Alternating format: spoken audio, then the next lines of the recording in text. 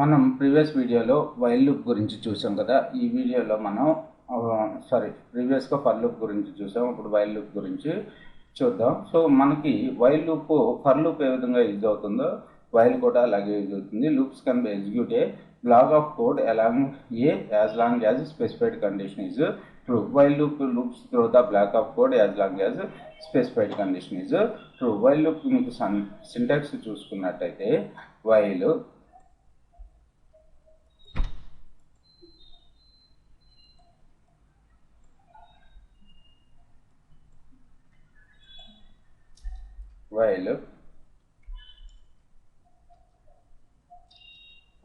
ఇక్కడ కండిషన్ అనేది రాస్తాము. తర్వాత ఇంక్రిమెంట్ బై డిక్రిమెంట్ కానీ లేకపోతే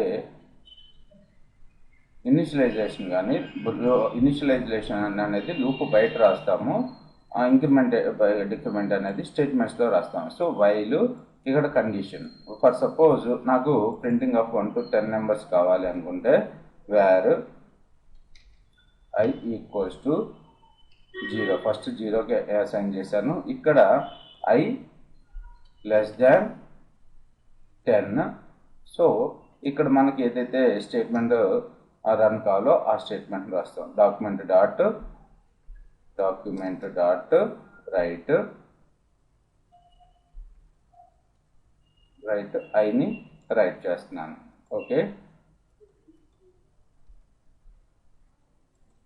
సో తర్వాత వచ్చేసి కంపల్సరీగా ఇంక్రిమెంట్ వాడుకోవాలి, లేకపోతే మనకు లూప్ అనేది ఇన్ఫినిటీ లూప్లోకి వెళ్ళిపోతుంది.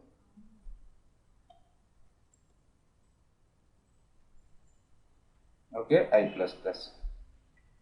సో నాకు 0 to 9 నెంబర్స్ వరకు మనకు అవుట్పుట్లో ప్రింట్ అవుతాయి. సో 0 to 9 మనకు ప్రింట్ అయినాయి కదా. ఇప్పుడు మీకు లైన్ బ్రేక్ కావాలి అనుకుంటే plus concatenated with br tag.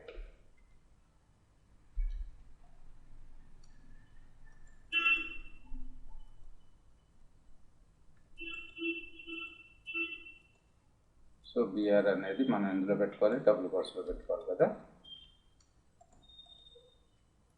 Right, okay. మనకు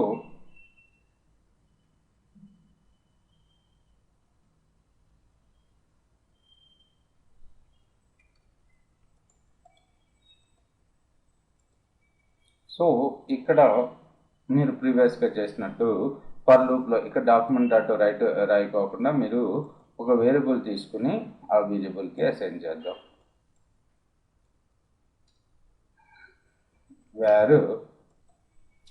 వేర్ నెమ్ ఈక్వల్స్ టు కోర్స్లో పెట్టేశాను. సో ఇక్కడ name equals to m plus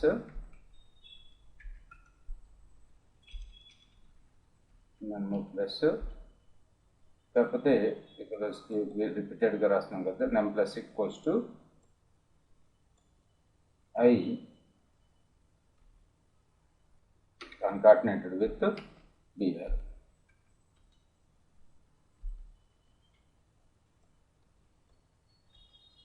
so ఒక్కటి ఇక్కడ వరకు మీరు చేసిన తర్వాత ఇంక్రిమెంట్ మర్చిపోయారు అనుకోండి, ఏమవుతుంది, ఎవ్రీ టైం I వాల్యూ 0నే ఉంటుంది కాబట్టి ఇది ఇన్ఫినిటీ లూప్లోకి వెళ్ళిపోతుంది. ఓకే, సో I++ చేసుకోవాలి, లేకపోతే మాత్రం మనకి లూప్ అనేది కంటిన్యూస్ లూపింగ్లోకి వెళ్ళిపోతుంది. ఓకే, సో ఇది వైల్ లూప్ యొక్క యూజ్. రైట్, తర్వాత చూసుకున్నట్టయితే మనకి డూ వైల్ లూప్ గురించి చూద్దాం. దానికన్నా ముందు నేను I వాల్యూ ఇనిషియలైజేషన్ 10కే చేశాను, 10కి చేసేసాను. సో ఇక్కడ I లెస్ దాన్ 10 ఫాల్స్ కాబట్టి అసలు ఇందులో ఉన్న ఏ స్టేట్మెంట్ ఎగ్జిక్యూట్ కాదు. ఎగ్జిక్యూట్ కాకపోతే మనకు నెంబర్ ఏం డిస్ప్లే అవుతుంది. సో నెంబర్ మనకేమీ డిస్ప్లే అవ్వట్లేదు, ఎందుకంటే లూప్ అనేది ఒకసారి కూడా రిపీట్ కాలేదు కాబట్టి. రైట్, అలాగే మనకి ఇందులోనే డూ వైల్ లూప్ అని ఉంటుంది. ఓకేనా, డూ వైల్ లూప్ అనేది ఒక్కసారైనా ఎగ్జిక్యూట్ అవుతుంది అనమాట. అంటే ఇక్కడ చూడండి, ఫస్ట్ డూ రాస్తున్నాను. డూలో మనకి కావాల్సిన కోడ్ అంతా ఏదైతే ప్రింట్ కావాలో ఆ కోడ్ అంతా డూలో పెట్టేసుకుంటాం స్టేట్మెంట్స్. ఓకేనా, తర్వాత వైల్ రాస్తాం. వైల్ ఇక్కడ కండిషన్ సో ఇక్కడ కండిషన్ చెక్ చేస్తాం, వైల్ I less than 10. ఓకేనా. సో దీన్ని తీసేస్తున్నాను. డూ వైల్ లూప్ సింటాక్స్ ఎలాగ ఉంటుంది. డూ వైల్ లూప్ యొక్క యూజ్ ఏంటంటే ఒక్కసారైనా స్టేట్మెంట్ అనేది ఎగ్జిక్యూట్ అవుతుంది అనమాట. ఇప్పుడు చూడండి I value 10. So first do బ్లాక్ని ఎగ్జిక్యూట్ చేస్తుంది, num plus equals to I. So మనకి ఐలో ఏమో at least num plus I plus plus ఉంది కదా. ఇప్పుడు చూడండి num మనకి ఏం ప్రింట్ అవుతుందో.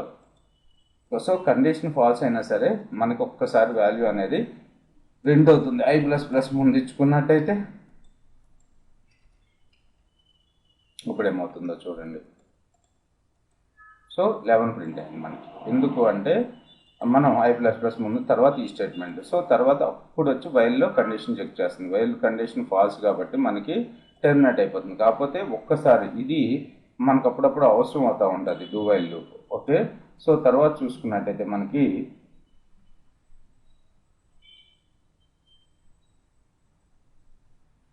సో మనం వైల్ లూప్ని యూజ్ చేసుకుని ఎర్రేలో ఉన్న ఎలిమెంట్స్ని ఏ విధంగా రిట్రైవ్ చేసుకోవాలో చూద్దాం. మనం ఇంతవరకు చూడలేదు కదా, ఫర్ లూప్ని యూజ్ చేసుకుని చేసాము. కాకపోతే వైల్లో కూడా సేమ్ ప్రాసెస్సే. సో ఇక్కడ వేర్, కాకపోతే కొద్దిగా సింటాక్స్ మారుస్తాము. Where names equals to name equals to లేకపోతే స్క్వేర్ బ్రాకెట్స్లో 33 కామా ఏదో ఒకటి పెడుతున్నాను. సో ర్యామ్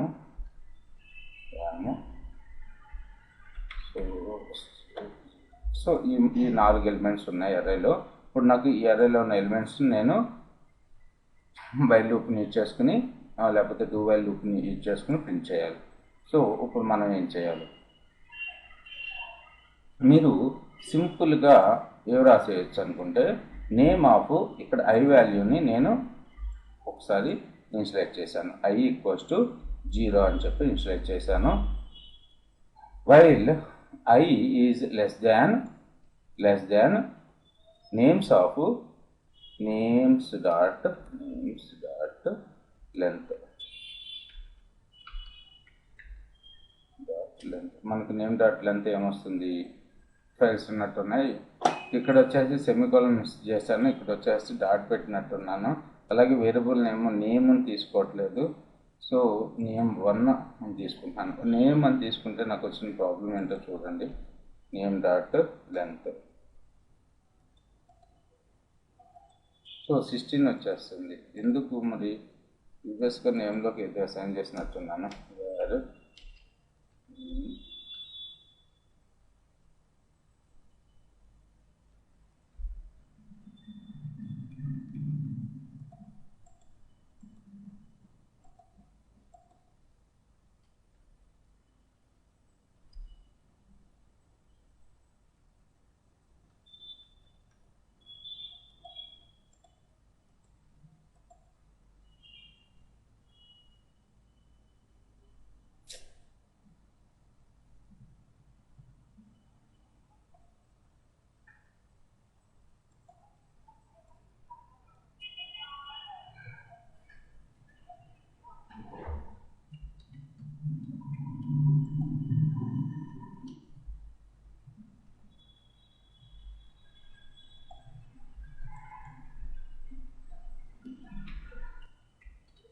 సో ప్రాబ్లం వస్తుంది. నేమ్1 అని తీసుకోండి. Name one dot length. So length వచ్చేసి 4. సో ఇప్పుడు నేను ఏం చేస్తున్నాను అంటే while loop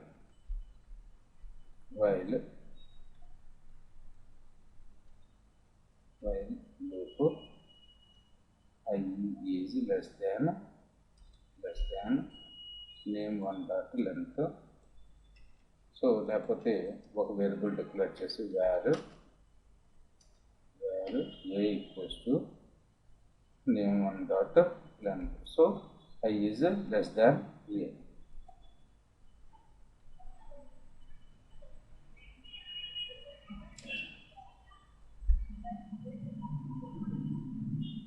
number equals to name1 plus equals to plus equals to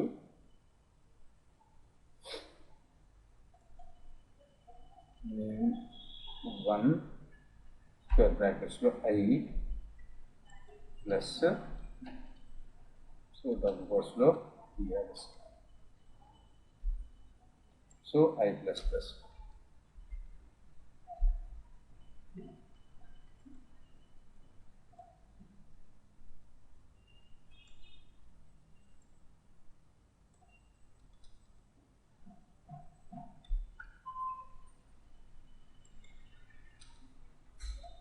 so ఒకసారి అవుట్పుట్ చెక్ చేద్దాం. సో మనకి అన్నీ కూడా ఎర్రేలో ఎలిమెంట్స్ని ఈ విధంగా మీరు రిట్రైవ్ చేసుకోవచ్చు. ఇంత రాసే బదులు వైల్ సో మన ఎర్రే నేమ్ ఏంటి, నేమ్ 1 నాఫ్ స్క్వేర్ బ్రాకెట్స్లో I ఈ విధంగా ఇచ్చేసుకోవచ్చు.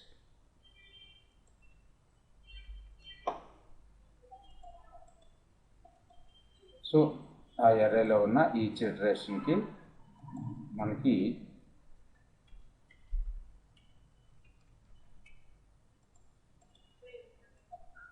రైట్. సో అలా ఎర్రే లెంత్ కనుక్కొని చేసే బదులుగా నేమ్ 1 స్క్వేర్ బ్రాకెట్స్లో I అంటే ఈ నేమ్ 1లో ఉన్న ఎర్రేలో ఉన్న ఎలిమెంట్ ఈచ్ ఇటరేషన్ అది అయ్యేంత వరకు కూడా మనకి ఇంక్రిమెంట్ జరుగుతూ వెళ్తూ ఉంటుంది అన్నమాట. ఎప్పుడైతే మనకి అన్నోన్ ఎలిమెంట్ వస్తుందో అప్పుడు మనకి లూప్ అనేది టెర్మినేట్ అయిపోతుంది.